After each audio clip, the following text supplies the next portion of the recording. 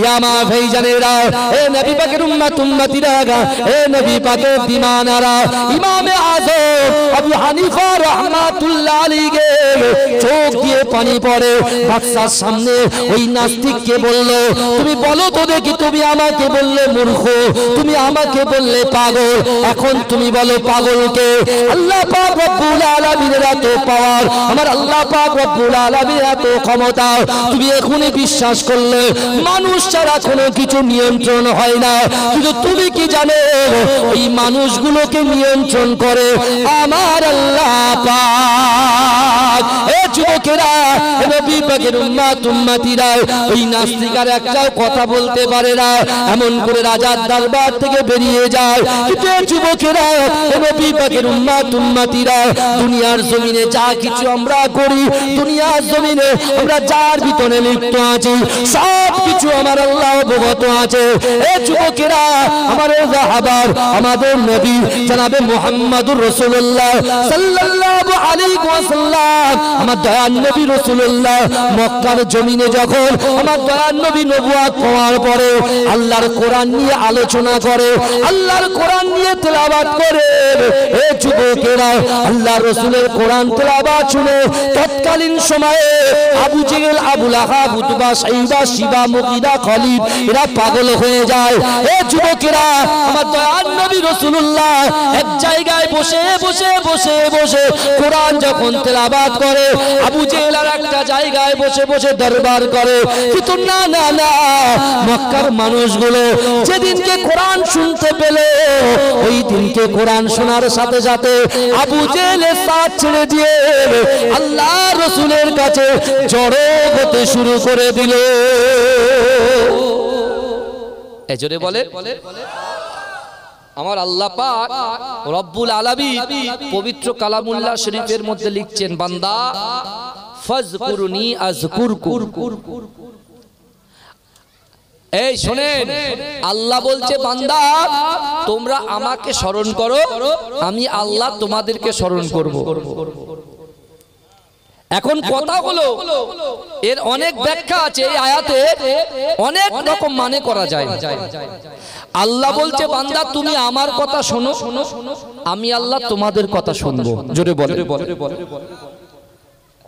আল্লাহ বলছে, বান্দা তুমি নিজে পরিবর্তন হবার চেষ্টা করো, আমি বলছি তোমার সাথ দিয়ে তোমাকে আমি আল্লাহ পরিবর্তন করে দেবো। এখন কথা হলো, আল্লাহ বলছে তুমি আমার কথা শুনবে, আমি আল্লাহ তোমার কথা শুনবো। বান্দা তুমি যখন আমার হয়ে যাবে, মান কানা লিল্লাহি কানাল্লাহু লাহু, তুমি যখন আমার হয়ে যাবে, আমি আল্লাহ তোমার হয়ে যাব। জোরে বলো। আর যখন আমি বান্দার হয়ে যাব, সেই সময় আমার বান্দা মুখ থেকে যেটা বলবে, তাদের অসম্ভব জিনিসগুলোকে আমি আল্লাহ সম্ভব করে দেবো। জোরে বলে। এই জোরে বলবেন না, চিৎকার দিয়ে বলবেন না। এই আল্লাহ রাসূল সাল্লাল্লাহু আলাইহি ওয়াসাল্লাম তিনি কাবা শরীফের পাশে যখন কোরআন তেলাওয়াত শুরু করেছিলেন, এই আবু জেহেলের স্ত্রীর নাম কি বলেন তো? আবু জেহেলের স্ত্রীর নাম কি? হ্যাঁ, আসিয়া। একদম মাইক পাইক সব খুলে দেবো, এতদিন থেকে বলে আসিয়া। আবু জেহেলের স্ত্রীর নাম হচ্ছে উম্মে জামিল। উম্মে জামিল, এই ভালো করে শুনছেন তো? উম্মে জামিল। এই উম্মে জামিল ঘরে আছে আর আবু জেহেল ঘরে আছে। এই ভালো করে বুঝছেন তো? অসুবিধা হচ্ছে না তো? এটা তাকবীর দেন দিন, নারে তাকবীর, নারে তাকবীর। এখন সব বাড়িতে বসে বসে কুটুম খাওয়াচ্ছে। খাওয়া কুটুমগুলো খাইয়ে কুটুমগুলো হাতে করে ধরে নিয়েছো, আর আপনারা এসে বসবে। আমার কারোর প্রতি কোনো আপত্তি নেই। আমার জিন্দেগিতে আমার কারোর উপরে কোনো অভিযোগ নেই। আমার যা অভিযোগ করার আমি আল্লাহর কাছে করি, পরিষ্কার কথা। কারণ আমাদের বাপ দাদা, আমাদের গোষ্ঠী বুঝতে পেরেছে 150 বছর 100 বছর আগে থেকে মুজাদ্দেদ জামান আমিরের শরিয়াতের সঙ্গে তাআল্লুক রেখেছে। জোরে বলুন। এই বুঝতে পেরেছেন, তার সঙ্গে তাআল্লুক রেখে চলেছে। আর আমরাও যতদিন হায়াতে থাকবো আমাদের বাচ্চা, তাদের বাচ্চা, তাদের বাচ্চাদের কাছে, আপনাদের কাছে দোয়া চেয়ে নিচ্ছি, জানো ফুরফুরা দরবার শরীফের হুজুরদের সাথেই যেন তারা থাকে। বলুন আল্লাহুম্মা আমিন। বলবেন আল্লাহুম্মা আমিন। কারণ অনেকে অনেক রকম অনেক কিছু আলোচনা করবে, কিন্তু আমার ভাইরা আল্লাহ কিন্তু সব কিছু বিচার করবে কিয়ামতের মাঠে। কথা ঠিক না? কিন্তু আমাদের চাওয়া, আমাদের পাওয়া সবকিছু জানাতে হবে কার কাছে? আল্লাহর কাছে। আল্লাহর কাছে জানাতে। এখন বিশ্বনবী মুস্তাফাকে আল্লাহ পাক বলে, হাবিব আপনার যে কোরআন নিয়ে যাচ্ছেন, আপনি কিন্তু গোপন ভাবে ইসলাম প্রচার করবেন। আল্লাহ রাসূল কথাগুলো শুনলেন, গিয়ে গোপন করে করছে, তো গোপনটা তো আল্লাহ ফ্লাশ করে দিয়েছে। জোরে বলুন না সুবহানাল্লাহ।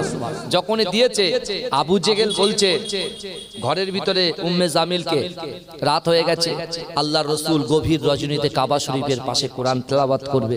আর রাসূলুল্লাহ এসে যে কোরআন তেলাওয়াত করেছেন, আজকে বিশ্বাস করুন সেই কোরআনের প্রতি আল্লাহ যে কি মুজিজা দিয়েছেন, কি ম্যাগনেট দিয়েছে, কোরআনটাকে যে কি চম্বুক করে দিয়েছে। যদি কোনো যুবক কোরআনের সাথে বন্ধুত্ব করে, যদি কোনো নারী কোরআনের সাথে বন্ধুত্ব করে, যদি কোনো মা কোরআনের সাথে বন্ধুত্ব করে, কাল কিয়ামতের মাঠে কোরআনের ওসিলায় নাজাতের ওসিলা বানিয়ে যাবে। জোরে বলে। এখন আবু জেহেল উম্মে জামিলকে বলছে, তুমি তাড়াতাড়ি ঘুমাও, ঘুমিয়ে পড়ো, ঘুমিয়ে যাও। উম্মে জামিল তো খুব চতুর মহিলা ছিলেন, জানেন। সে বলছে, কি ব্যাপার, জিন্দেগিতে আমার রাত্রে ঘুমাতে বলে না, আর আজকে আমাকে ঘুমাতে বলছে, কারণ কারণ কি? এত চালাক মহিলা আমার রাসূলুল্লাহকে কত আঘাত করেছে। আমার রাসূল যে রাস্তা দিয়ে হাঁটতেন, ওই রাস্তাতে সে কাঁটা বিছিয়ে দিতেন, কাঁটা। কিন্তু আমার ভাইরা ভালো করে বোঝার চেষ্টা করেন, বিশ্বনবী রাসূলুল্লাহ যখন কোরআন তেলাওয়াত শুরু করে দিয়েছে, মক্কার তাবন নেতারা কাফেররা সবাই চুপি চুপি গোপন ভাবে গিয়ে যে যা সাইড চয়ন করে, সাইড ভালো করে রেখে দিয়ে তারা কোরআন শুনতে শুরু করেছে। আর এদিকে আবু জেহেল ছটফট করছে যে স্ত্রীকে ঘুম পাড়াবে, বলছে ঘুমিয়ে যাও। উম্মে জামিল বলছে, দাঁড়া, আমি আজকে ঘুমের ভান করব, ঘুমের ভান করব। আর দেখে আমার স্বামী আবু জেহেল যাই কি করে আমি শুনবো।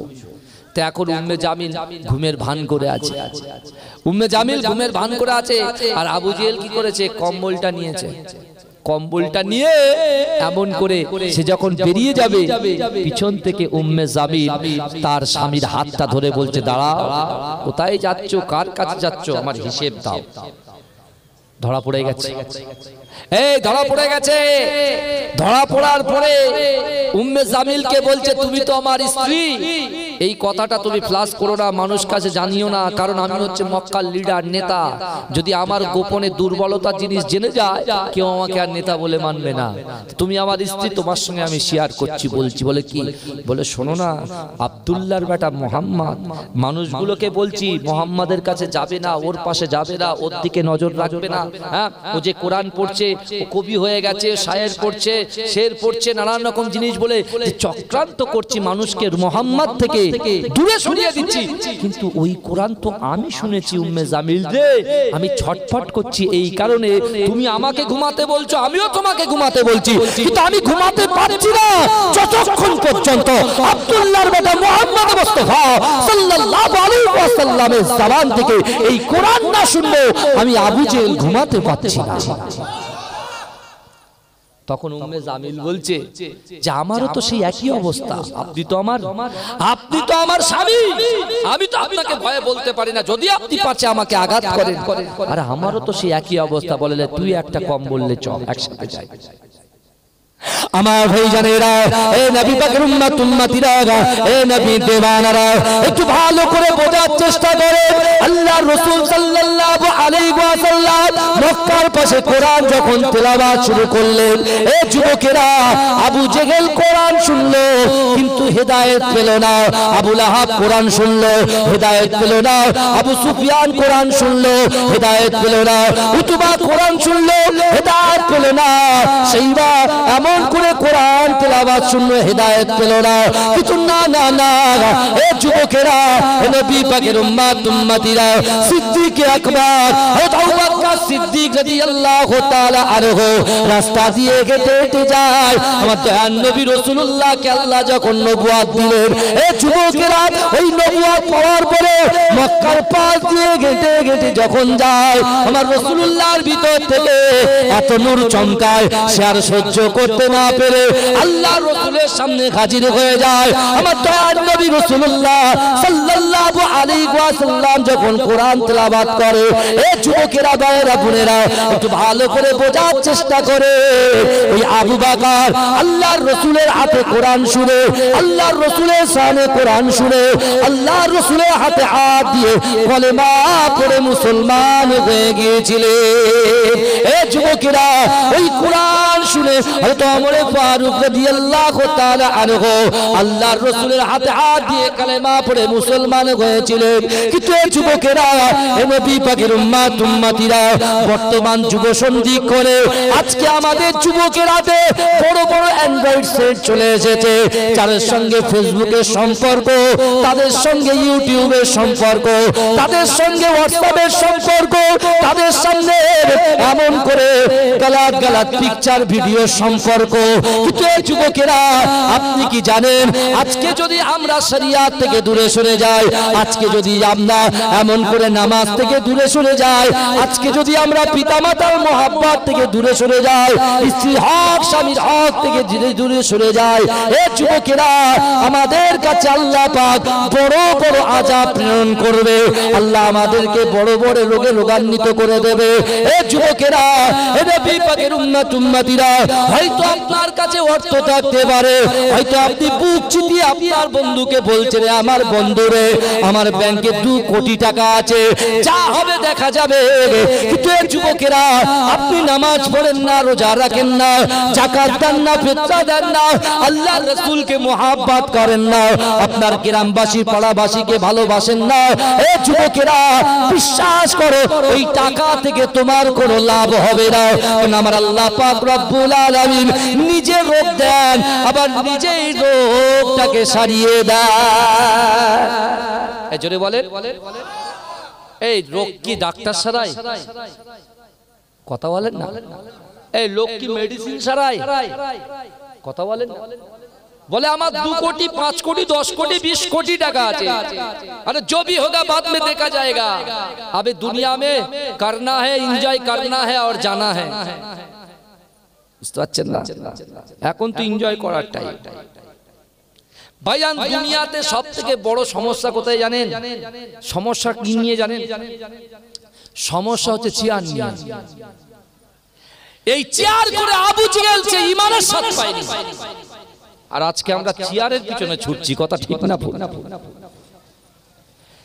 চেয়ার এই চেয়ারের জন্য আবু লাহাব তার ঈমানের স্বাদ পায়নি আর আজকে আমরা মুসলমান আল্লাহ তো আমাদেরকে নবী নূহ নবীর উম্মত করতে পারতেন জাকারিয়া নবীর উম্মত করতে পারতেন হুদ নবীর উম্মত করতে পারতেন ইয়াহইয়া নবীর উম্মত করতে পারতেন উযাইর আলাইহিস সালাতু ওয়াস সালামের উম্মত করতে পারতেন তা আপনি বুঝতে পারছেন না আপনি আব্বুকে বলেছেন আব্বু আমার জন্য একটা জামা আনবেন আর আব্বু আপনার জন্য 10টা জামা আনলো তাহলে একটা জামাত থেকে 10টা জামা আপনি খুশি হলেন কি হলেন এই কথা বলেন না তখন ছেলে বলছে আব্বু আপনি যখন বলবেন যে মাস্টারের কাছে যেতে বলবেন আমি সেই মাস্টারের কাছে যাব আপনি যদি বলেন ইংরেজি মাস্টারের কাছে যান আমি ইংরেজি মাস্টারের কাছে যাব আপনি যদি বলেন ইতিহাসের মাস্টারের কাছে যান ইতিহাসের মাস্টারের কাছে যাব আপনি যদি বলেন ভূগোলের মাস্টারের কাছে যান ভূগোলের মাস্টারের কাছে যাব আব্বু আরবি পড়তে তো ভালো লাগে না তা আপনি বারবার আমাকে যে যার জন্য আমাকে মারতেন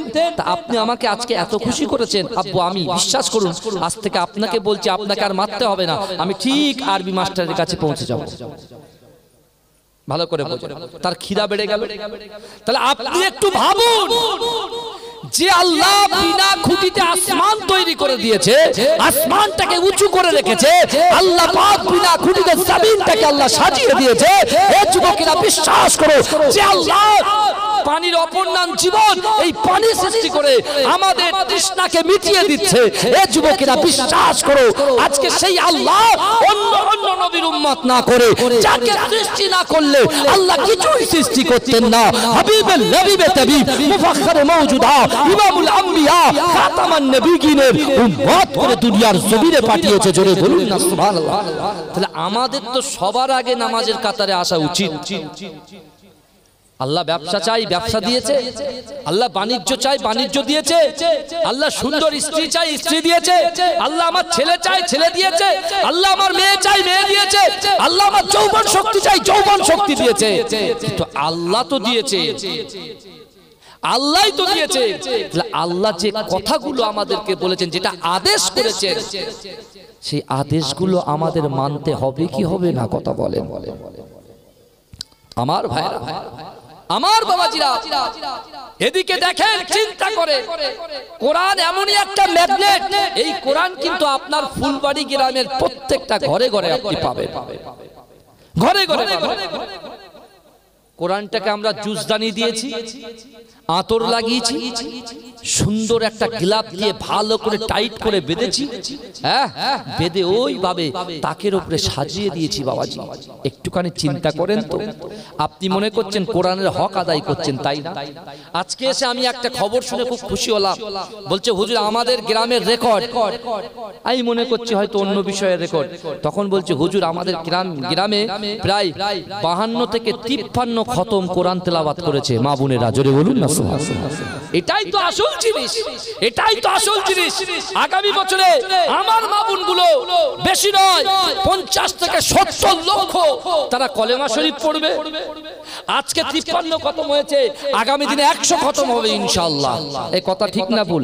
যখনই 100 খতমের সংকল্প করবে, ফজরের নামাজের পরে আপনার গ্রামে গানের ধ্বনি না গিয়ে কোরআনের ধ্বনি গুনগুন করে যখন যাবে, ছেলেগুলো বলবে হাই হাই, একজন বৃদ্ধা মহিলা সে কোরআন তেলাওয়াত করছে, আর আমি যুবক ছেলে এক ঘুষিতে ইট ভেঙে দিতে পারি, আমি কেন নামাজে যাব না? বুঝতে পারছেন না?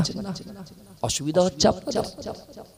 বিশ্বনবী রাসূল সাল্লাল্লাহু আলাইহি ওয়াসাল্লাম তিনি বললেন, যারা আল্লাহর হয়ে যাবে, আমি রাসূলুল্লাহকে মহব্বত করবে, নামাজের পাটিতে বসবে, আল্লাহ তাদের মনের আশা আকাঙ্ক্ষাকে পূর্ণ করে দেবে। জোরে বলে বিশ্বনবী রাসূল সাল্লাল্লাহু আলাইহি ওয়াসাল্লাম তৎকালীন যুগে আমার দয়ার নবী মুস্তাফা জানে রহমতকে উরওয়া ইবনে মাসউদ আল্লাহর রাসূলকে খুব লাঞ্ছিত করেছিল, অপমান করেছিল, আল্লাহর রাসূলকে কতল করার চক্রান্ত করেছিল। কিন্তু এই যুবকেরা, এই উরওয়া ইবনে মাসউদ সে মনে মনে চিন্তা করত, সে মনে মনে চিন্তা করত যে মুহাম্মদকে আমি এত বলা বলি, মুহাম্মদকে আমি এত কুরুচিকর মন্তব্য করি।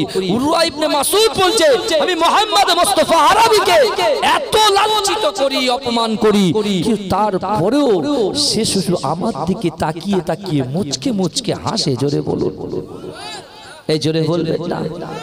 বলছে মুচকে মুচকে হাসে। একজন সাহাবা আল্লাহর রাসূলের কাছে এসেছেন, মক্কার জমিনে রাসূল 13 বছর ছিলেন। এই 13 বছরের ভিতরে আমার রাসূলুল্লাহর কাছে সাহাবারা এসে বলছে, ইয়া রাসূলুল্লাহ আমাদেরকে লাঞ্ছিত করছে, অপমানিত করছে। ইয়া রাসূলুল্লাহ, হাবিবাল্লাহ হুজুর, আমরা থাকতে পাচ্ছি না, আমরা তো আপনাকে ভালোবাসি, তো আপনি তো সব সময় আপনারা আমাদের কাছে থাকেন না। তো ইয়া রাসূল আমার বাড়িতে গিয়ে আঘাত করে, আমার বাড়িতে গিয়ে লুটপাট করে, নানান রকম কাজ করে। আল্লাহর রাসূল বলছে যাও তোমরা আবু সিনিয়ায় চলে যাও, আবু সিনিয়ায় চলে যাও। আবু সিনিয়ায় গিয়ে একজন রাজা আছে নাজ্জাসী, হ্যাঁ, তার রাজত্বে গিয়ে বসবাস করো, যাও। এই শুনছেন, শুনছেন তো নাকি? হ্যাঁ, আস্তে আস্তে আস্তে আস্তে আল্লাহ নিজে রাসূলকে 3 বছর গোপনে ইসলাম প্রচার করার কথা বলেছিলেন। আমার সেই আল্লাহ আজকে মক্কা ছেড়ে দিয়ে আবু সিনিয়ায় এই কোরআনটাকে আল্লাহ পৌঁছে দিলেন। জোরে বলে, এই জোরে বলা যাবে না? কোরআন আস্তে আস্তে আস্তে আস্তে আমার বাড়ি পর্যন্ত পৌঁছেছে, আপনার বাড়ি পর্যন্ত পৌঁছেছে। কিন্তু আমার ভাইরা, আজকে বর্তমান যুব সন্ধিক্ষণে আমরা কোরআনের থেকে, নামাজের থেকে, পিতামাতার মহব্বত থেকে, স্ত্রীর মহব্বত থেকে, সন্তানের মহব্বত থেকে আমরা যাকে বেশি প্রাধান্য দিই, যাকে বেশি কাছে রাখি, যাকে বেশি কাছে নিয়ে ঘুরি, যাকে বেশি পাশে নিয়ে ঘুমাই, সেটা হলো মোবাইল। কথা ঠিক বলছি না ভুল বলছি? হ্যাঁ, এই মোবাইল কি করে বলেন তো? আপনার ছেলে বলে গেল আব্বু আমি মুর্শিদাবাদ যাচ্ছি, এই শুনছেন, আমি মুর্শিদাবাদ যাচ্ছি। তা আব্বু বলছে যা বাবা তুই মুর্শিদাবাদে যা, আমি তো বেশি নয় 1 ঘন্টা পর পর কল করব। এই বুঝতে পারছেন? তা বাপ প্রথম কলটা করলো, প্রথম ফোনটা করলো, করার পরে ছেলে বলল কোথায়? আব্বু আমি কৃষ্ণনগর পার হচ্ছি। বলে আচ্ছা ঠিক আছে। বলে বাপ এবারে ইউটিউবে ঢুকলো, ঢুকে 1 ঘন্টা পর 2 ঘন্টা পর 3 ঘন্টা 1 ঘন্টা পর পর ছেলেকে কল করতে হবে, সে ভুলে গেছে। এক একটা জিনিস এক একটা আস্তে আস্তে আস্তে আস্তে ছেলে পৌঁছে গেছে, ঘুমিয়েও পড়েছে। বাপ বলছে যা আমি কিছু একটা মোবাইলটা ধরেছি আমার ছেলেকে কল করার জন্য, কিন্তু যখন ধরেছিল তখন সে ইউটিউবের মধ্যে মগ্ন ছিল, আর যখন মনে পড়েছে তখন অলরেডি ছেলে ঘুমিয়ে গেছে। তার মানে কি আপনি দেখবেন, আপনি মনে করছেন আমি এক্ষুনি নামাজ পড়ব, মোবাইলটা তুললে একটার পর একটা এমন এমন ইন্টারেস্ট জিনিস দিয়ে দেবে না, আপনি দেখতে দেখতে আপনার সময় পার হয়ে যাবে। ঘড়ি দেখবেন যা কখন আজান হয়ে গেল, কখন সকাল হয়ে গেল, সব শেষ। এগুলো কিন্তু ইহুদিদের চক্রান্ত। মোবাইলটা আমরা ইউজ করি কিসের জন্য? খবর পাঠানোর জন্য, তাই না? আর এখন তো আপডেট অনেক কিছু। কিন্তু আমার ভাইরা ভালো করে বোঝার চেষ্টা করেন, আজকে যদি আমরা মোবাইলকে ছেড়ে দিয়ে, আজকে যে টাইমটা 6 ঘন্টা আপনি মোবাইলকে দিয়েছিলেন, ওই 6 ঘন্টাটা মোবাইলে না দিয়ে 3 ঘন্টা মোবাইলে দিয়ে 3 ঘন্টা একটু কোরআনের দিকে দেন তো দেখি, শরিয়াতের কথা চিন্তা ভাবনা করেন তো দেখি, দেখবেন আল্লাহর রহমত আপনার উপরে বর্ষণ হবে। জোরে বলুন। এই দেখেন শয়তান এমনই একটা, ইবলিস শয়তান এমনই, তার তীক্ষ্ণ বুদ্ধি, তার বুদ্ধি এত, সে কি করেছে, সে একলা সামলাতে পারবে না বলে তার প্রচুর দল আছে। প্রত্যেকটা মানুষের কাছে, প্রত্যেকটা উম্মতির সিঙ্গেল মানুষের সঙ্গে এক একটা করে সিঙ্গেল শয়তান নিয়োগ করে রেখেছে, জানো মানুষ সফলতার দোরগোড়ায় পৌঁছাতে না পারে। আচ্ছা আমাদের সফলতা কিসের? অর্থে সম্পদে? আমাদের সফলতা কিন্তু কাল কিয়ামতের মাঠে আল্লাহর হাতে তারাজ্জু থাকবে, মিজানের পাল্লায় উত্তীর্ণ হয়ে রাসূলুল্লাহ সাফাত পেয়ে রাসূলুল্লাহর হাত ধরে আমরা দয়ার জান্নাতে যাব, তাহলে আমরা পাবো সফলতা। কথা ঠিক না ভুল? দুনিয়ার সফলতা তো কোনো ব্যাপারই নয়। এখন আল্লাহর রাসূল সাল্লাল্লাহু আলাইহি ওয়াসাল্লাম এমন করে কাবা শরীফের পাশ থেকে আল্লাহর রাসূল রাতের বেলা যাচ্ছেন কোথায়? রাতের বেলা যাচ্ছেন আমার দয়ার নবী মুস্তাফা জানে রহমত আবু জেহেলের বাড়িতে। রাসূল আবু জেহেলের বাড়িতে গেলেন, রাসূলকে লাঞ্ছিত করলেন, অপমান করলেন। এ ভাইজানেরা ভালো করে শোনেন, আল্লাহ কি করতে পারে দেখেন। যে আল্লাহর হবে আল্লাহ তার হবে, যে আল্লাহর কথা শুনবে আল্লাহ তার কথা শুনবে। ভালো করে বোঝেন আমার ভাইজানেরা, এ নবী পাকের উম্মতিরা, এ নবী দেওয়ানারা, আমার আপনার নবী দয়ার নবী জনাবে মুহাম্মদুর রাসূলুল্লাহ সাল্লাল্লাহু আলাইহি ওয়াসাল্লাম, এ যুবকেরা মক্কা থেকে মদিনায় হিজরত করলেন। এ আমার ভাইজানেরা, এ নবী পাকের উম্মতিরা, মক্কা থেকে মদিনায় হিজরত করার পরে আল্লাহর রাসূল সাল্লাল্লাহু আলাইহি ওয়াসাল্লামের মুহাব্বতের সাহাবা সিদ্দিক আকবর, এ যুবকেরা যে আবু বকর সিদ্দিক, এই সিদ্দিকের উপাধিটা আমার আল্লাহ পাক নিজে দিয়েছিলেন। কেন দিয়েছিলেন? যেদিনকে মক্কার জমিনে আল্লাহর রাসূল সর্বপ্রথমে আল্লাহ পাক আমার দয়ার নবীকে যখন মেরাজের রজনীতে ডেকেছিলেন, এই যুবকেরা এই মেরাজের রজনীতে আমার বিশ্ব নবী রাসূলুল্লাহ আল্লাহর সঙ্গে সাক্ষাৎ করলেন। এই যুবকেরা আল্লাহ জান্নাত দেখলেন, জাহান্নাম দেখলেন। বিশ্ব নবী রাসূলুল্লাহ সাল্লাল্লাহু আলাইহি ওয়াসাল্লাম আল্লাহর কাবা ঘর থেকে বাইতুল মুকাদ্দাসে গিয়েছিলেন। এই যুবকেরা আল্লাহর কোরআন বলছে সুবহানাল্লাযী আসরা বিআবদিহি লাইলান মিনাল মাসজিদিল হারাম ইলাল মাসজিদিল আকসা।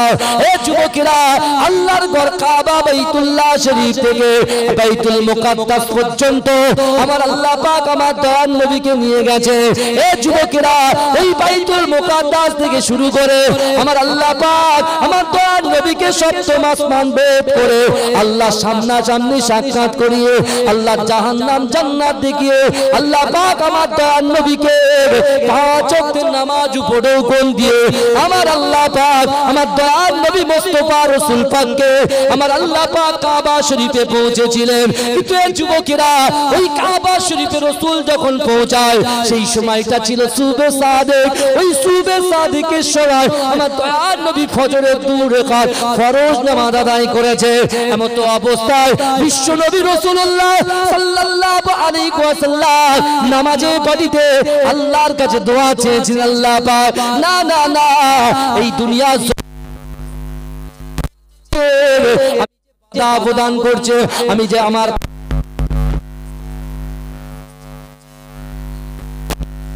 দিলাম আপনি দুজন ওমরকে হেদায়েত দিন। দুজন ওমরের মধ্যে একজন ওমরকে আমি রাসূলুল্লাহর সান্নিধ্যে এনে দিন। এই যুবকেরা, এই নবী পাকের উম্মতিরা আমার দয়ার নবীর এই কথা শুনে আমার আল্লাহ পাক আমার দয়ার নবীর দোয়াটাকে কবুল করে ওমর ইবনুল খাত্তাবকে আমার আল্লাহ পাক কবুল করে নিয়ে আমার দয়ার নবীর কদমে ঝুঁকিয়ে দিয়েছিলেন। কদমে ঝুঁকিয়ে দিয়েছিলেন। ওমর রাসূলকে মারতে যে অনেক ঘটনা আপনারা শুনেছেন, ইউটিউব তো মাশাআল্লাহ বসে আছে অনেক সব ঘটনা আছে এর ভিতরে। কিন্তু আমার বাবাজিরা ভালো করে শুনেন, আল্লাহর যে হয়ে যাবে আর রাসূলুল্লাহকে যার জীবনের থেকে বেশি মহব্বত করবে অসম্ভব জিনিসকে আল্লাহ সম্ভব করে দেখাবে। জোরে বলুন না সুবহানাল্লাহ। এই দলিল ইনশাআল্লাহ দিয়ে যাব। আল্লাহ কোরআনে বলছে, বান্দা আহাসিবান নাস ওয়া ইতরাকু আইয়াকুলু আমান্না। আল্লাহ বলছে, বান্দা তোমরা যারা ঈমান এনেছো তোমরা কি মনে করো আমি আল্লাহ তোমাদেরকে ছেড়ে দেব? অহুম লা ইফতানুন, আমি আল্লাহ কি তোমাদের পরীক্ষা করব না? এই শুনছেন, আল্লাহ বলছে আমি পরীক্ষা করব না। আল্লাহ সকল মানুষকে পরীক্ষা করেছিল, আল্লাহ নবীদেরকে পরীক্ষা করেছিল, আল্লাহ সাহাবাদেরকে পরীক্ষা করেছিল। আর আমাদের মৃত্যুর আগ পর্যন্ত আমাদেরও কিন্তু পদে পদে পরীক্ষা হবে। বোঝা যাচ্ছে? আল্লাহ অর্থ দিয়ে পরীক্ষা করবে, সম্মান দিয়ে পরীক্ষা করবে, ইজ্জত দিয়ে পরীক্ষা করবে, যৌবন দিয়ে পরীক্ষা করবে, সন্তান দিয়ে পরীক্ষা করবে, স্ত্রীকে দিয়ে পরীক্ষা করবে, আপনার কন্যা সন্তানকে দিয়ে পরীক্ষা করবে। এই শুনছেন আপনারা? আল্লাহ পাক হযরত আবু বকর সিদ্দিক রাদিয়াল্লাহু তাআলা আনহু যেদিনকে আবু জেহেলের দল থেকে আল্লাহর রাসূলের দলে যোগ দিয়েছিলেন, আবু জেহেলের দিলে কিন্তু বিশাল আঘাত লেগেছিল। আর ও সদা সর্বদাই চিন্তা করছে, ওর ভাবনা এটাই যে কখন আমি আবু বকরকে রাসূলুল্লাহ থেকে দূরে সরাবো, ওমরকে রাসূলুল্লাহ থেকে দূরে সরাবো, আলীকে রাসূলুল্লাহ থেকে দূরে সরাবো। কিন্তু ভাইজান আমরা তো নিয়ত করি কি রকম, যে আল্লাহ আজকে তওবা করছি, কাল থেকে আর মদ খাবো না। রাস্তা দিয়ে যাচ্ছে একজন মদখোর টলছে, ওর নেশা লেগে গেছে, আল্লাহ আমি আর জিনা করব না। রাস্তা দিয়ে যাচ্ছে, ব্যাস হঠাৎ করে নেশা লেগে গেছে, আবার জিনাই শুরু হয়ে গেছে। আল্লাহ আমি লটারি কাটবো না। একদিন দুদিন পেট ফুলে যাচ্ছে, হাত ফুলে যাচ্ছে, আর শয়তান বলছে শিগগিরই চল, শিগগিরই চল। আর ও বলছে না, কোরআন শুনেছি, আল্লাহ বলছে বান্দা তুই যেদিকে তাকাস সেদিকে আমি আল্লাহ থাকি। অর্থাৎ আমি যদি ওখানে যাই ওখানে আমার আল্লাহ আছে, আর আল্লাহই তো বিচার করছে। এই শুনছেন? ওই জন্য তো আল্লাহ কোরআনে বলতেন তার বান্দাকে, এ বান্দা ইয়া আইয়ুহাল্লাযীনা আমানুত্তাকুল্লাহ, বান্দা আমি আল্লাহ, আমাকে ভয় করো। যে যুবকের অন্তরের ভিতরে কলিজার ভিতরে আল্লাহর ভয় চলে আসবে, সে কখনো খারাপ জিনিসের আশেপাশে তো দূরের কথা তার ছায়া মারাবে না। শুনছেন? আমরা তো তওবা করি সেই রকম তওবা। বাপের বলি আল্লাহর কি রে আব্বা, বলি আল্লাহর কি রে পকেট থেকে পয়সা চুরি করব না। যখন ও দেখতে পাচ্ছে বাস ভাড়াতে এত লাগবে, বন্ধুরা যাচ্ছে ঘুরতে, কোথায় যাচ্ছে ঝড়খালি, কোথায় যাচ্ছে সুন্দরবন, ও তখন বাপ যেই ঘুমাচ্ছে ও দেখছে নাড়িয়ে নাড়িয়ে পকেট থেকে পয়সা চুরি করলে চলে যাচ্ছে। কি তওবা হলো, কি তওবা হলো। এই যুবকরা বিশ্বাস করে তওবা করেছিল। মালিক ইবনে সিনান তওবা করেছিল। আমি পরে আসছি, কিন্তু আমার বাবাজিরা আমার কথাগুলোকে আপনাদের খারাপ লাগছে? একটু দরুদ শরীফ পড়ুন, আল্লাহুম্মা সাল্লি আলা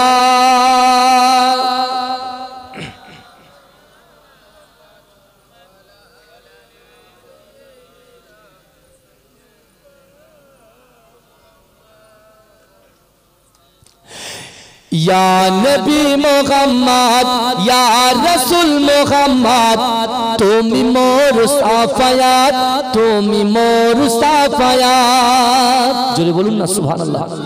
এই রাসূলুল্লাহ সাফাত ছাড়া কেউ জান্নাতে যেতে পারবো আমরা? আগে বলেন। যদি বলেন হুজুর আমি কত জিকির করেছি, কত রোজা করেছি, কত আমি ইবাদত করেছি, আমি আমার ইবাদতে জান্নাতে যাব, কত সহজ নয়। আল্লাহ সেইভাবে পৃথিবীটা সৃষ্টি করেছে আর সেইভাবে সিস্টেম করে রেখেছে যে না, আল্লাহ বলছেন বান্দা কুল ইন কুনতুম তুহিব্বুনাল্লাহ ফাত্তাবিউনি ইউহিব্বুকুমুল্লাহ। আল্লাহ বলছে হাবিব আপনি বলুন, আমি আল্লাহকে যারা ভালোবাসতে চায়, ইত্তেবা করতে চায়, আমাকে ভালোবাসার আগে যারা আপনাকে ভালোবাসে। আমার ভাঙনের যুবকদেরকে আমি বলতে চাই, ভালোবাসতে গেলে আমার এই ফুলবাড়ি গ্রামের যুবক মা বোনদেরকে বলতে চাই, ভালো যদি বাঁচতে হয় তোমার জীবনের থেকে, তোমার বাপের থেকে, তোমার মায়ের থেকে, তোমার নিজের জাহানের থেকে আল্লাহর রাসূলকে ভালোবাসতে হবে। জোরে বলেন। যদি ভালোবাসতে পারে শয়তানের প্ররোচনায় থেকে, শয়তানের ধোঁকায় থেকে আল্লাহ অবশ্যই তোমাকে পরিত্রাণ দিয়ে দেবে। জোরে বলেন। যেমন করে আবু বকরকে আল্লাহ বাঁচিয়ে দিয়েছিল। কিভাবে বাঁচিয়েছে? রাসূল মেরাজ থেকে এসেছে আর রাসূল 2 রাকাত নামাজ আদায় করে বিশ্বনবী মুস্তাফা জানে রহমত এমন করে যখন বসে আছেন উম্মতের কান্নায় ব্যথিত হয়ে যখন ক্রন্দন করছেন, আবু জেহেল দাঁড়িয়ে বলছে মোহাম্মদ কি ব্যাপার বলো তো দেখি, তুমি গত কদিন আগে আমার বাড়িতে দিন প্রচার করতে গিয়েছো, তখন যত না তোমার গায়ের থেকে নূর চমকাচ্ছিল, এখন দেখতে পাচ্ছি তার থেকে হাজার হাজার হাজার হাজার গুণ বেশি তোমার নূর চমকাচ্ছে, তোমার গায়ের থেকে উজ্জ্বল বার হচ্ছে। জোরে বলেন। আল্লাহ রসুল বলেছিল আমি আল্লাহর কাছে দোয়া চেয়েছিলাম যে আল্লাহ 2 জন অমরকে যে কোনো একজনকে আল্লাহ আপনি আমার সান্নিধ্যে আনেন। আর অর্থাৎ আবু জেহেলের কথা বলছে, আর আবু জেহেলের নাম ছিল ওমর ইবনুল হিসাম। বুঝতে পারছেন? উনি মনে মনে চিন্তা করছেন এই একটা সুযোগ আমি দিনের দাওয়াত দিয়ে দিই।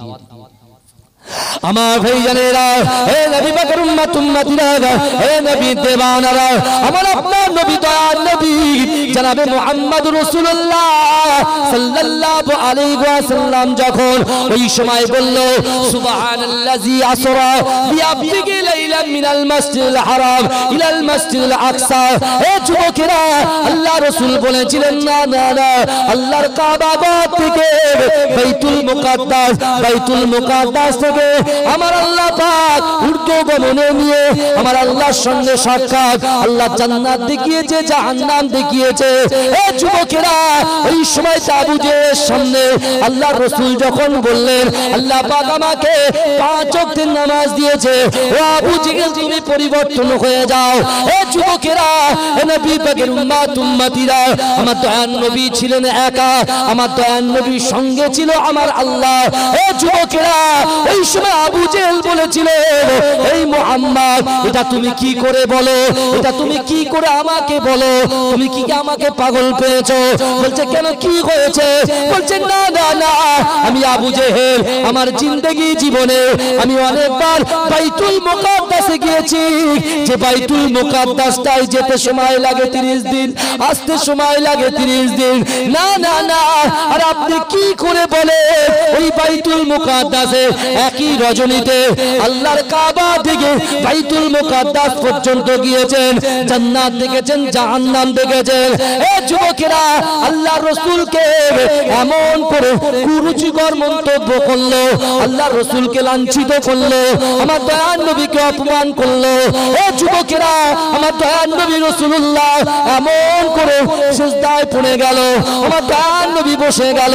ওদিক থেকে আবু জেহেল চিন্তা করে না না না, আবু বকর হচ্ছে একজন শিক্ষিত মানুষ, আবু বকর একটা গুণমান্য মানুষ, না না তার কাছে গিয়ে এই কথা যদি বলি সে কখনো বিশ্বাস করবে না, সে আবার আমার দলে চলে আসবে। এ যুবকেরা, আবু জেহেল ছুটতে লেগেছে, ছুটে ছুটে ছুটে আবু বকরের ঘরের সামনে গিয়ে আবু বকরকে ডাক দিচ্ছে, এ আবু বকর তুমি বাইরে চলে এসো, এ আবু বকর তুমি বাইরে চলে এসো। এ যুবকেরা, নবী পাকের উম্মতিরা, আবু বকরের কানে যখন আবু জেহেলের কথার ধ্বনি পৌঁছে যায়, আবু বকর মনে মনে ভাবে কি ব্যাপার, সকাল সকাল সকাল সকাল আমার বাড়িতে কাফেরটা কি করতে এসেছে। ঘর থেকে যখন বার হয় এমন করে আবু জেহেল ওই সময় আবু বকরকে বলে, হে আবু বকর তোমার নবী কি পাগল হয়ে গেছে? বলছে কেন? বলছে তুমি বলো তো দেখি, আমি আমার জিন্দেগি জীবনে অনেকবার বাইতুল মুকাদ্দাসে গিয়েছি, যে বাইতুল মুকাদ্দাসে যেতে অনেক দিন সময় লাগে, আসতে অনেক দিন সময় লাগে, আর তুমি যার হাতে কলেমা পড়েছো, যার হাতে ঈমান এনেছো, সেই মুহাম্মদ কতটা মৃত্যু দেখো, সে বলছে কি রজনীতে গিয়েছেন আর এসেছেন, এটা কি করে সম্ভব? কিন্তু এই যুবকেরা, আল্লাহ বলে বান্দা অহুম লা ইফতানুন, আমি আল্লাহ তোকে পরীক্ষা করব, যে কোনো মুহূর্তে পরীক্ষা করব, আমি আল্লাহ চিয়ার দিয়ে পরীক্ষা করব, আমি আল্লাহ ঈমান দিয়ে পরীক্ষা করব, আমি আল্লাহ কোরআন দিয়ে পরীক্ষা করব, আমি আল্লাহ জবান দিয়ে পরীক্ষা করব, আমি আল্লাহ সন্তান দিয়ে পরীক্ষা করব। এ যুবকেরা, আবু বকরকে আল্লাহ পরীক্ষা নিচ্ছেন। আবু বকর আবু জেহেলের এই কথা শুনে আবু জেহেলকে বলতে লাগলেন, এ কাফের তুই আমার বাড়ি থেকে দূর হয়ে যা। না না না, আমার দয়ার নবী রাসূলুল্লাহ যদি এই কথা তোর সঙ্গে বলে থাকে, আমি আবু বকর ওই কথাটাকে মনে প্রাণে মেনে নিলাম। আমার দয়ার নবী যদি এই কথা তোর সাথে বলতে থাকে, আমার দয়ার নবী যদি এই কথা তোমার সঙ্গে বলে, আমি জানিয়ে দিলাম তোমাকে, আমার দয়ার নবী যে কথা বলেছে বারহাক সত্য কথা বলেছে। আমার ভাইরা, আমার ভাই জানেরা, বাবাজি চিন্তা করে, আমি আপনাদেরকে বলেছি না যে আল্লাহ বলছে বান্দা তুই যদি আমার কথা শুনিস, আমি আল্লাহ তোমার কথা শুনবো। জোরে বলে বলে। এখন আবু বকর যখন আবু জেহেলকে কাফের বলেছেন, কাফেরকে কাফের বলবেন না, তা ভালো মানুষ বলবেন, গায়ে লাগবে। যে হারাম খায় তাকে যদি আপনি ওই নামেই ডাকেন, তার রাগ হবে, হবে কি হবে না? রাগ হবে। যে যে কাজের কাজে ওই কাজের কথা যদি বলেন, তার রাগ হবে। আবু জেহেলের বড্ড খারাপ লেগেছে, বড্ড খারাপ লেগেছে। যুবক ভালো করে শোনো, আবু জেহেল দৌড়িয়ে চলে গেছে তার বন্ধুদের কাছে। বন্ধুকে আবু লাহাব, বড় কাফের। বন্ধুকে আবু সুফিয়ান, বড় কাফের। বন্ধুকে উতবা, বড় কাফের। বন্ধুকে বলেন উতাইবা, বড় কাফের। সব এই কাফেরদের সঙ্গে জড়ো হয়ে গেছে, গিয়ে সব কথাগুলো বলছে। আর এদিকে আবু বকর বলছে, হায় হায়, যে রাসূলুল্লাহর মা নাই, বাপ নাই, দাদু নাই, চাচা নাই, যে রাসূলুল্লাহ সব থেকে কাছের মানুষ, মা খাদিজাতুল কুবরা রাদিয়াল্লাহু তাআলা আনহা, সেও নাই। আমার রাসূল একা রাসূলকে লাঞ্ছিত করে আমার বাড়িতে ঈমানটাকে আমার থেকে বার করার যে চক্রান্ত সে করেছিল, আল্লাহ আমাকে হেফাজত করেছে। আবু বকর ছুটে মক্কার কাবা বাইতুল্লাহ শরীফের পাশে এসে দেখছেন আমার রাসূলুল্লাহ সিজদায় কাঁদছেন। আবু বকর সিদ্দিক আল্লাহর রাসূলের পিঠে হাত দিলেন, হাত দেওয়ার সাথে সাথে রাসূল মাথা তুলে দেখছেন আবু বকর, রাসূল জড়িয়ে ধরলেন। জোরে বলেন, এই জোরে বলা যাবে না? এই আমার রাসূলুল্লাহ আবু বকরকে জড়িয়ে ধরলেন। রাসূলুল্লাহ চোখের পানি দেখে আবু বকর সিদ্দিক হাউ হাউ করে কাঁদছেন। আল্লাহ রাসূল সাল্লাল্লাহু আলাইহি ওয়াসাল্লাম বলছে, আবু বকর রে, আবু জেহেল কি করেছে জানো? বলছি ইয়া রাসূলুল্লাহ আমার বাড়িতে গিয়েছে, কিন্তু ইয়া রাসূলুল্লাহ হাবিবাল্লাহ, আমি আবু বকর বলছি, আমি অর্থ সম্পদ, বিল্ডিং, বালাখানা, চেয়ার, আমি কিছুই চাই না। আমি আপনাকে বলছি বিশ্বাস করুন, আমি আমার জীবনের থেকে আপনাকে বেশি মহব্বত করি। জোরে বলেন না সুবহানাল্লাহ। কিন্তু ইয়া রাসূলুল্লাহ হাবিবাল্লাহ, আমি আবু বকর বলছি, আপনি যদি আবু জেহেলের সঙ্গে ওই সকল কথাগুলো বলে থাকেন, আমি বলছি আপনার থেকে তো আমি শুনিনি, কিন্তু আপনি আবু জেহেলকে যে কথা বলেছেন, আপনি সত্য কথা বলেছেন। জোরে বলুন, জোরে বলবেন। আমার ভাইজানেরা, এ নবী পাকের উম্মত উম্মতিরা, এ নবী দেবানারা, ওই সময় আল্লাহ পাক রব্বুল আলামিন আমার দয়ার নবী সোনার নবী জনাবে মুহাম্মদুর রাসূলুল্লাহ সাল্লাল্লাহু আলাইহি ওয়াসাল্লামকে খুশি করার জন্য আবু বকরের উপরে আমার আল্লাহ খুশি হয়ে যায়। এ যুবকেরা, আল্লাহ যখন খুশি হয়ে যায় আল্লাহ পাকের ফেরেশতা জিবরাইলকে বলে, ও জিবরাইল তুমি চলে যাও আমার হাবিবুল্লাহর কাছে চলে যাও, আমার হাবিবুল্লাহর কষ্ট আমি আল্লাহ সহ্য করতে পারি না। ও বাবা জিবরাইল চলে যাও, ও জিবরাইল তুমি চলে যাও আমার হাবিবুল্লাহকে গিয়ে বলো, আমার হাবিবুল্লাহ সাহাবা আবু বকর সে এত খুশি আমার হাবিবুল্লাহ করেছে, আমার হাবিব খুশি হয়ে গেছে, আর আমার হাবিবের খুশি হওয়ার জন্য আমি আবু বকরের নামের পাশে থেকে সিদ্দিক উপাধি দিয়ে দিলাম। ঈশ্বরে বলেন না সুবহানাল্লাহ। এই চিৎকার দিয়ে বলা যাবে না সুবহানাল্লাহ? নারে দেখবে, নারে দেখবে। আল্লাহ রসুলের কাছে আল্লাহ অর্ডার করলেন জিবরাইলকে দিয়ে, যাও এবার রসুলকে মদিনায় যেতে বলো। এই শুনছেন, রাসূলুল্লাহ মদিনায় চলে গেছেন। এবার মদিনায় যুবক যারা ছিল, যারা কিরকম, এই যেরকম আমাদের অনেকে ভালোবাসে যুবকরা। আমি গতকালকে রানাঘাটে গিয়েছিলাম, রানাঘাট হাঁসখালি বলে একটা জায়গা, বুঝতে পারে, গতকালকে গিয়েছিলাম। তা সেখানকার যুবকরা বাবার এসে দেখে তো আমি দেখছি যে এত মহব্বত করছে, আমি তো অবাক হয়ে যাচ্ছি। কিন্তু মনে মনে ভাবছি হায় হায়, কিন্তু সেই যুবকদের কাছে যখন কোনো ভিডিও দেখে অনেকে, যুবকদের মাথায় টুপি থাকে না, পাঞ্জাবি পায়জামা কিছু থাকে না, প্যান্ট শার্ট থাকে, অনেকে কিন্তু ব্যঙ্গ করে ভাই। অনেকে কি করে বলেন, ব্যঙ্গ করে, তারা হাসি ঠাট্টা করে। হুজুরের পিছনে দেখেছিস মাথায় টুপি নেই, মুখে দাড়ি নেই। ভাই এখন তুমি বলো, তোমরা আমাকে ভালোবাসো, আমি তোমাদেরকে ভালোবাসি। এখন কথাগুলো যারা, মাইকের এই অবস্থা হচ্ছে কেন? এ বাবু কেটে গেছে নাকি? হ্যাঁ সে তো কাটবে। আমার বাবাজিরা, যাই হোক আপনার অসুবিধা হচ্ছে না তো? আমার গলায় একটু প্রেসার পড়বে তো পড়ুক, অসুবিধা নেই। আল্লাহ তো আছে, আল্লাহ যার সাথে আছে তার আর কিসের ভয়? কথা ঠিক না বল? এখন বিশ্বনবী রাসূলুল্লাহ, আমি আমার সেই যুবকদেরকে বলছি যারা এরকম কি করে, এই এখানে বেশি কথা বলো না, ওই দিক গিয়ে কথা বলো তো, মাইক থাক, মাইক অফ করে দিলে যা লোক আছে মোটামুটি বললে হয়ে যাবে, অসুবিধা নেই। আমার বাবাজিরা ভাইরা ভালো করে, এখন বিশ্বনবী রাসূলুল্লাহর অর্ডার হয়ে গেছে, রাসূল যাচ্ছেন কোথায়? মদিনায় চলে গেছেন। এই রাসূলুল্লাহ মদিনায় চলে গেছে। এখন যারা ভালোবাসেন তাদের উপরে রাগ করে যে রাসূল বারবার বলছে, বাবা তোমরা ঈমানের দিকে এসো, ইসলামের দিকে এসো, কোরআনের দিকে এসো, কাবার দিকে এসো। তারা ভুরুক্ষেপ করেনি। কেন ভুরুক্ষেপ করেনি জানো? ওই আপনার কি বলে, বলেন না, ঘটকপুর পার হয়ে ডান দিকে যে মাঠ, ওই মাঠে খেলা হচ্ছে, ওখানে খেলা দেখতে যাচ্ছে। আবার এদিকে হুজুর আসছে, হুজুরের পাশে বসে আসছে।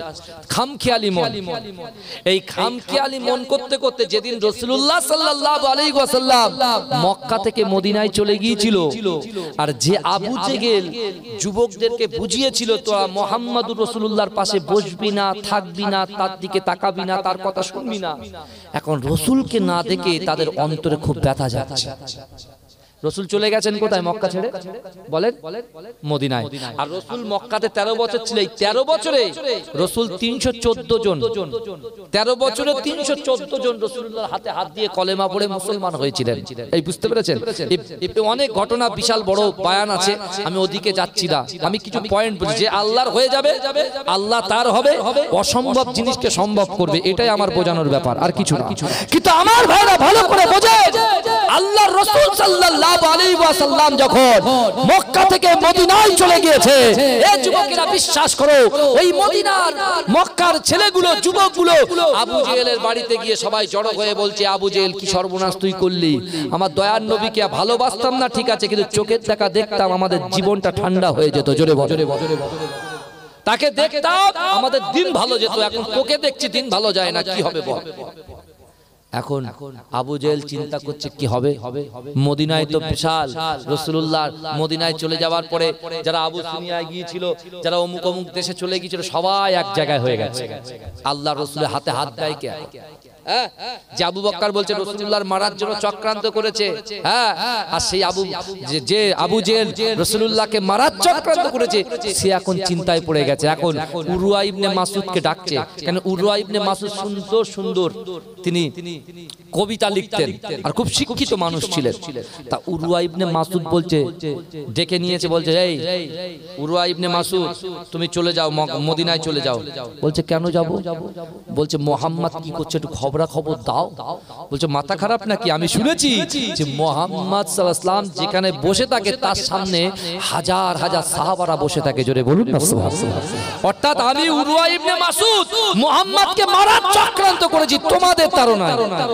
তোমরা পিছন থেকে আমাকে হুলিয়ে দিয়েছো, তোমরা আমাকে পিছন থেকে বুঝিয়েছো, আর আমি মারার জন্য চক্রান্ত করেছি। এমন কোন সুরাকা বলছে না আমিও যাব। সুরাকাকে ডেকেছে, যে সুরাকা কখন রাসূলকে বাধা প্রদান করেছিল। রাসূল যখন মক্কা থেকে মদিনায় যাচ্ছিলেন, আবু বকর সিদ্দিক রাদিয়াল্লাহু তাআলা আনহু রাসূলুল্লাহর সাথে ছিলেন। ওই সময় কাফের আবু জেহেল দারুন নাদওয়াতে বলেছিলেন, বসে বসে একটা বিশাল বড় আফাত ছুড়ে দিয়েছিলেন, এই কে আছো? মুহাম্মদ সাল্লাল্লাহু আলাইহি ওয়াসাল্লাম চলে গেছেন, যে ধরে আনতে পারবে তাকে 100 উর্দু। এই শুনছেন? সুরাকা তখনকার সময় বিশাল পালোয়ান। সুরাকা খুব সুন্দর করে গান শুকে বলে দিত কোন দিক দিয়ে কে যাচ্ছে। সুরাকা বলছে আমি যাব। পয়সার লোক, এখন তো পয়সা দিলে বিচার চেঞ্জ হয়ে যায়, এই বুঝতে পেরেছেন? টাকায় সব চলছে বাপ। কিন্তু আমার ভাইরা হয়তো দুনিয়ায় পার পেতে পারেন, কিয়ামতের মাঠে গিয়ে কিন্তু পার আপনি পাবেন না। সাবধান হন বাবা, সাবধান হন। আপনার কষ্ট 4 দিন সহ্য করেন, 1 বছর সহ্য করেন, 2 বছর সহ্য করেন। এই যুবকেরা আমার তোমার 10 সেকেন্ড কষ্ট সহ্য করার ক্ষমতা নেই, কিন্তু আমাদের রাহমান বিশ্ব নবী হায়াতুন নবী নূর নবী মুবাক্কারে মওজুদা মুহাম্মদ রাসূলুল্লাহ সাল্লাল্লাহু আলাইহি ওয়াসাল্লাম নবুয়ত পাওয়ার পরে 13 বছর আমার রাসূল কষ্ট সহ্য করেছে। আমরা কেন পারবো না? আমরা কেন পারবো না? এই শুনছেন আপনারা? আমরা কেন পারবো না? কেন আমরা আল্লাহ রাসূল তো বলেছেন যে তোমাদের জীবনের থেকে আমি রাসূলকে মহব্বত করতে হবে। যদি তোমরা মহব্বত করতে পারো, মসজিদের নববীতে ঢুকে রাসূলুল্লাহ 3টা আমলের কথা বলেছিলেন। এক, ইয়া আইয়ুহাল্লাযীনা আমানুত্তাকুল্লাহ, আল্লাহ রাসূল বলেছিলেন আমার সাহাবারা ওয়াত্তাকুল্লাহ, আল্লাহকে ভয় করো। এটা হচ্ছে একটা আমল। দ্বিতীয় নম্বর আমল, তোমাদের জীবনের থেকে, তোমাদের ব্যবসা বাণিজ্য থেকে, তোমাদের সন্তান সন্ততি থেকে, তোমাদের স্ত্রী পুত্র কন্যার থেকে, তোমার জিন্দেগি থেকে আমি রাসূলকে মহব্বত করো। এটা হলো দ্বিতীয় আমল। আর তৃতীয় আমল হচ্ছে আকিমুস সালাত, আকিমুস সালাত, আকিমুস সালাত, আকিমুস সালাত, আকিমুস সালাত, নামাজ আদায় করো, নামাজ আদায় করো। আল্লাহ পাকের নবী বলছে, হে আমার উম্মতিরা, তোমাদের কষ্টের কথা, তোমাদের বেদনার কথা, তোমাদের উদ্দেশ্যের কথা, তোমাদের নিয়তের কথা আল্লাহর কাছে ব্যক্ত করো। আর তোমার কলিজার ভিতরে যদি আল্লাহর ভয় থাকে, রাসূলুল্লাহর মহব্বত থাকে, নামাজের পাটিতে আল্লাহকে যদি তোমরা বলতে পারো, আল্লাহকে যদি বলো, আল্লাহ বলছে বান্দা আমি তোমাদের অসম্ভব জিনিসকে সম্ভব করে দেবো। জোরে বলে, এই জোরে বলবেন না? ব্যবসায় বরকত চাই, মাঠে ফসল চাই, ইলম চাই, ইজ্জত চাই, যৌবন চাই, মেডিসিন কিন্তু সারাই না, সারাইকে আল্লাহ। আল্লাহ ওই মেডিসিনকে হুকুম করে, আমার হুকুমে তুই প্রয়োগ কর, তুই মেডিসিন কাজে চলে আয়, তার শরীরটাকে ভালো কর। মেডিসিন আল্লাহর হুকুমে কাজ করে। আল্লাহর হুকুম ছাড়া একটা গাছের পাতা পর্যন্ত নড়ে না, একটা কোনা ধুলা পর্যন্ত এক জায়গা থেকে আরেক জায়গায় স্থান পরিবর্তন করতে পারে না। এই যুবকেরা নাস্তিকেরা আল্লাহকে মানে না, কিন্তু আমরা আল্লাহকে বিশ্বাস করি, কিন্তু আল্লাহর কথাগুলোকে আমরা মান্যতা দিই না। আল্লাহ কথা বলেছে, নামাজ পড়ার কথা কে বলেছে? মানুষে বলেছে? এই কথা বলে, নামাজ পড়ার কথা কে বলেছে? আল্লাহ বলেছে। আমরা মুসলমান বলে দাবি করছি, আমরা নামাজ পড়ছি। আপনি কাজে চলে যাচ্ছেন, সারাক্ষণ আপনি চিন্তা করুন লোভ কি জিনিস, সন্তান সন্ততি, স্ত্রী পুত্র কন্যা কি জিনিস। এই আপনার শীতকাল পড়ছে, আপনি চলে যান আমাদের খড়িবাড়িতে ভেড়ি এলাকা, হ্যাঁ মালঞ্চের আশেপাশে তো ভেড়ি এলাকা সব। শীতকালে সন্তানের মুখে দুটো অন্ন তুলে দেবে। বাপ ভালো করে বুঝবেন, আমি কিছু আমি কারো ছোট করছি না, আপনার পীরের আওলাদ বলছি, কারো ছোট করছি না। চিন্তা করে আমার মুজাদ্দেদ জামান দাদা হুজুর পীর কেবলা তিনি প্রচার করেছেন, তার কলি চার টুকরা 5 আওলাদ কন্যা প্রচার করেছে, তাদের আওলাদের আওলাদরাও প্রচার করছে, অনেক ওলামারাও প্রচার করছে। একটু ভালো করে বুঝবেন, আপনার সন্তান, আপনার ছেলে, আপনার মেয়ের চিন্তা ভাবনা করে আপনি এই প্রখর শীতের মধ্যে দিও, তারপরেও আপনি 4 ঘন্টা ধরে জাল টানছেন, গা হাত পা পুরো একদম বেঁকে পুরো শিরা উপশিরা দেখা যাচ্ছে সাদা সাদা, বুঝতে পারছেন না? তাহলে এই কাজটা আপনি কিসের জন্য করছেন বলেন? সন্তান সন্ততির জন্য করছেন। তা রাসূলুল্লাহর মহব্বত কিভাবে করতে বলেছে আপনি